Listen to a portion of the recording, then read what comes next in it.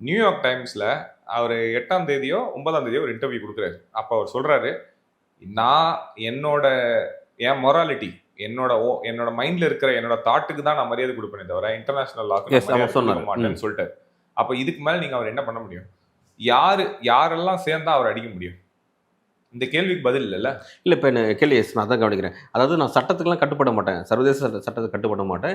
அந்த டைமில் என் மனசில் என்ன தோணுதோ அதுதான் ரியாக்ட் பண்ணும் அப்படின்னா, ஆமா. அப்போ ஒரு தனிநபர் மனசில் பல மோசமான எண்ணங்கள் தோணலாம், ரொம்ப உயர்வான எண்ணங்கள் தோன்றலாம். அது ஒவ்வொரு மாதிரி இருக்கும். அப்படி ஒரு தனிநபருடைய ஒரு மோசமான எண்ணத்துக்கு பல மக்கள் விலை கொடுக்கணும், அதுக்கு வழியாகணும் அப்படின்னா, அதை எப்படி சர்வதேச சட்டம் அதை அலோவ் பண்ணுது? அது ஏன் செக் அண்ட் பேலன்ஸ் சிஸ்டம் எதுவுமே இல்லையா? இல்ல ஒருத்தர் அப்படி பேசும்பொழுது எப்படி அந்த ஸ்பேஸ் அலோவ் கொடுக்குறாங்க? இல்ல இது வந்து ஒரு டேஞ்சரஸான பிரசிடென்ஸ். இது வந்து இவருக்கு மட்டும் கிடையாது. இப்ப மத்த நாடு, இப்ப நீங்க கேட்ட கேள்வி மாதிரியே ரஷ்யா நாளைக்கு புட்டின் ஒண்ணு முடிவு பண்றாருன்னு வச்சுங்க, இல்ல மோடி ஒரு முடிவு பண்றாருன்னா, யார் என்ன முடிவு பண்ணாலும் அவங்கவுங்க போய் செஞ்சுக்கிட்டே இருக்கலாம்.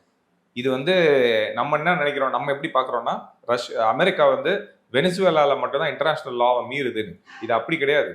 ஒருத்தர் மீறிட்டாருன்னா அந்த இடத்துக்கே பவர் இல்லாம போயிடும்.